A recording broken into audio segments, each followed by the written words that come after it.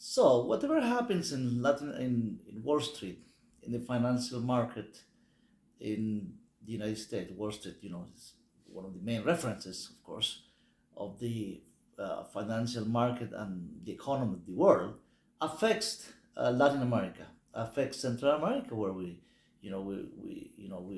are making this video. We just hear the news. I mean, it's been uh, all over the news in Latin America about the crash of the stock market of in Wall Street, in which over $1 trillion was lost. In the tech industry, in tech companies. The tech companies lost like over 1 trillion dollars of their assets, basically, when this company called DeepSeek, which is a Chinese artificial intelligence company, overtook basically big high tech companies like Microsoft, Chat GPT, and others, well, basically all Silicon Valley, with their new app, this new app in artificial intelligence called DeepSeek. And don't get me wrong, but in Latin America, we all, as a most of these countries except Chile and Argentina and Brazil, uh, are basically our third world countries. So whatever happens in the financial market, if it crashes or if it's doing good, these countries tend to do good too, tend to do better whenever possible with investments direct investment from these companies, the big tech companies in Latin America, like we have seen in recent years, like in recent months, actually, not too many years, but last year, El Salvador was one of the new recipients of big tech companies investing in their land. I mean, El Salvador is a small country. I mean, it's one of the smallest country in Central America, and it has been receiving some, with the cryptocurrency, in good standing and really doing really well in the in the cryptocurrency world, in the financial market, and it's been very accepted. So El Salvador is really with an open policy of welcoming investors, with investors of all kinds, not just cryptocurrency investors, but high tech companies like the high tech technology like artificial intelligence and others, of course. But with this crash, that what Express is saying, that this is one of the biggest crash losses in history in one day, right? In one day. So don't we're not gonna kid ourselves. Whatever happens to Wall Street, it affects all these Central American countries, Latin American, of course, the Caribbean too. Most of the Central America is more agricultural. It's not high tech, high tech, like a financial market of like we have. The population here is like a 45 million people, Central America, counting Belize, Guatemala, of course, El Salvador, Honduras, Nicaragua, Costa Rica, Panama. But whatever happens in Wall Street, whatever happens with in the stock market, like this big crash that we have seen in the last 24 hours, of course, going to affect the economy of these small countries, which mostly the export of these countries, Central American countries, are the exports are basically bananas, mostly agriculture, lobsters, sugar. I mean, coffee, and among other little minor, commodities of for export. And so having El Salvador, like I was mentioning before, having El Salvador now going in the front of in the front row of attracting investment, high tech investment.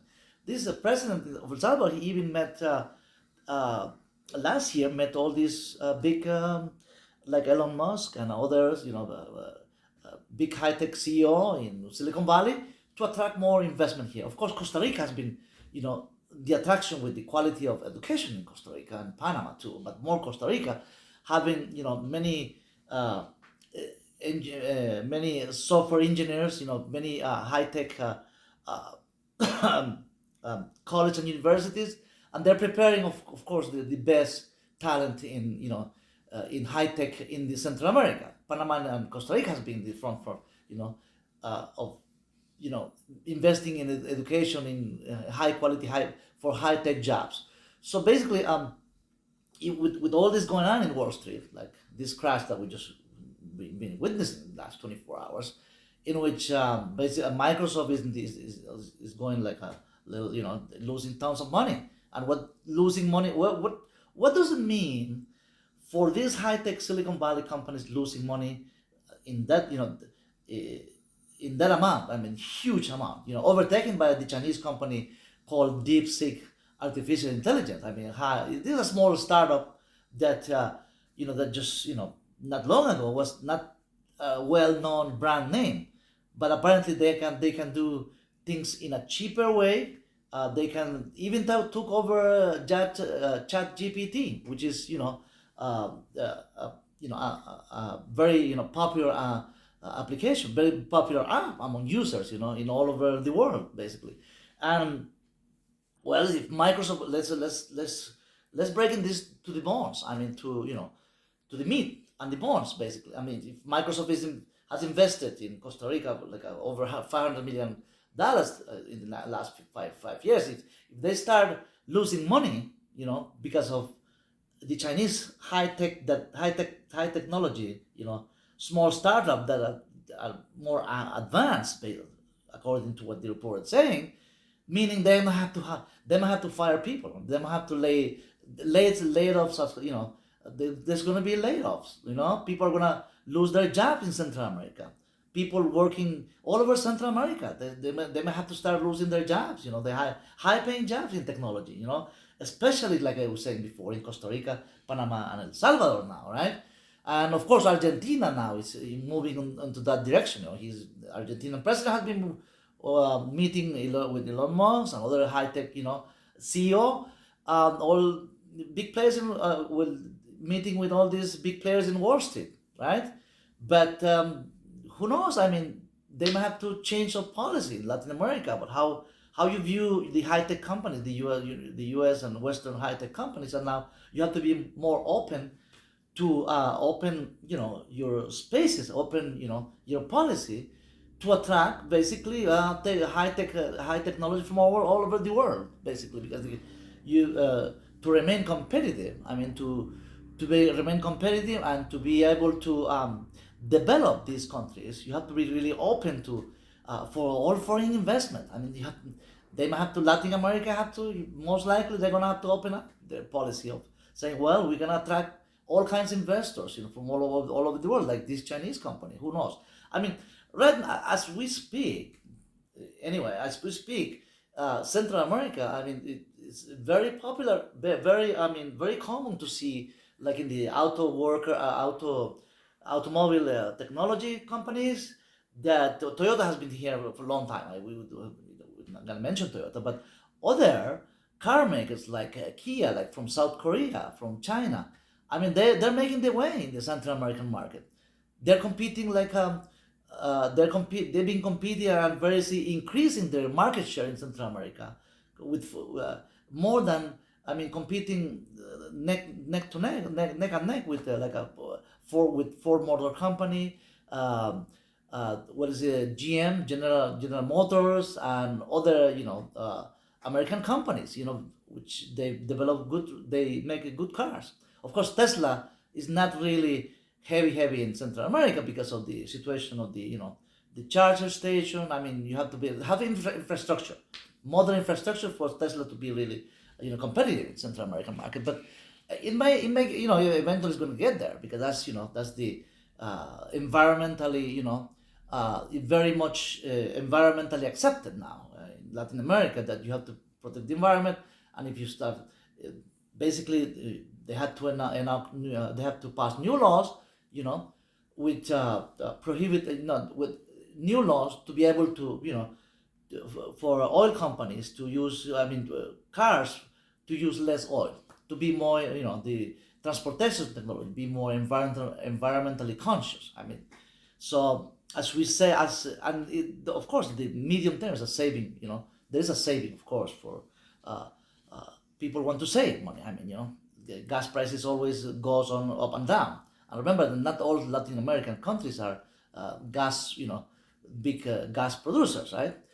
In Central America, there's no country that is in the top, no country that's really has their own oil companies. I mean, that they produce oil. There's no such thing as oil platforms in Central America that will make it cheaper to use gas and gasoline and diesel. And so of course companies like Tesla and other Chinese companies with cars that run with battery and chips, of course, going to be electric cars. I mean, we started seeing more often in this in the capital of Tegucigalpa, the capital of Honduras, Tegucigalpa, in the capital of Salvador, more electric cars as the time goes by. But it's still not even the 5% of the 5% of the total car fleets and trucks and transportation fleet in this Central American country that we might say that is really electric or you run with batteries. So it's going to take a little time, of course. But going back to the job market, which is yesterday I was just posting a video and where I was talking about expats from different countries moving to Latin America and Southeast Asia, like Thailand, like Indonesia, the Philippines, and Vietnam. Many people want to really move. Many people who have maybe who've been losing their jobs in the big high tech jobs, they've been moving to different locations in Latin America and especially Mexico, in Central America, of course, Panama and Costa Rica are the countries that receive more expats in from the U.S., Canada, and Europe. But with all this going on, I was talking about also about the unstable, the not stable job market, not just in Latin America, but in the U.S., Canada, Europe. I mean, who knows, in Asia too. I mean, nothing is very much stable. Things are really moving fast. I mean, moving fast from one day to the next one. You never know what's going to happen. You never know what company is going to go out of business. I mean, even companies like Walmart and big, huge, gigantic companies like Walmart, like Amazon, you never know what's going to happen. A small competitor, just like DeepSeek artificial intelligence, this small startup that nobody knew, not too many months, or years ago, nobody knew the name, but now it's basically putting on their needs high-tech companies like Microsoft and others in Silicon Valley. I mean, think about that. So things are changing very quickly in the world, in the financial world. So knowing this, well, I was talking, I just, reminding, those, people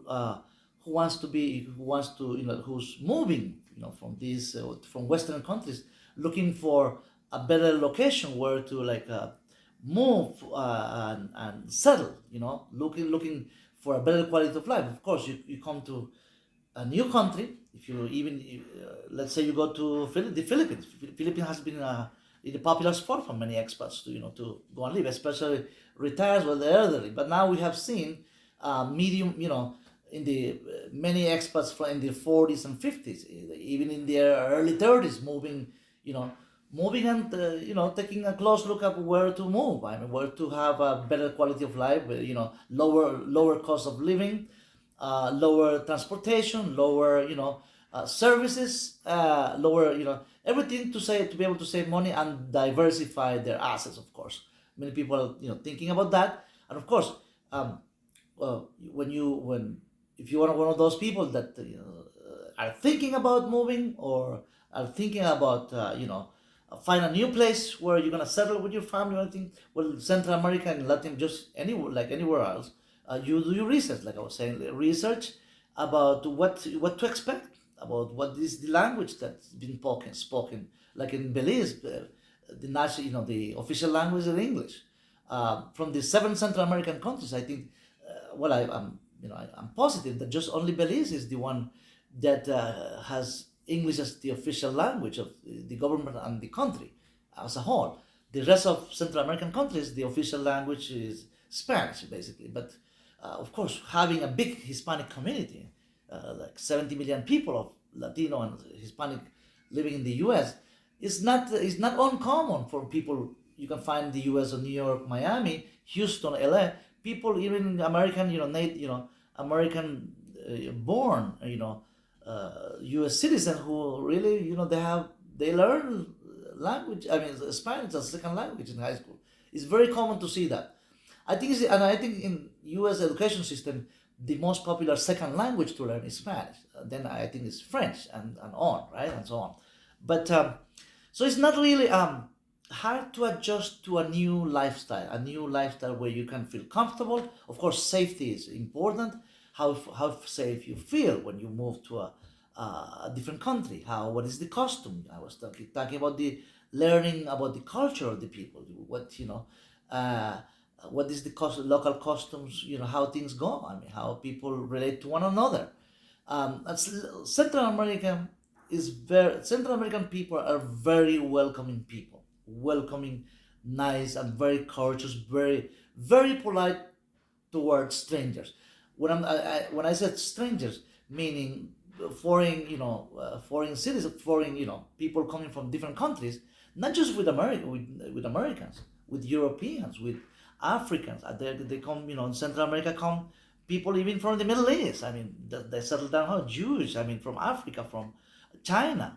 There is many. I mean, the Oriental community. I mean, coming from the Oriental community in Central America is increasing, and it's been here.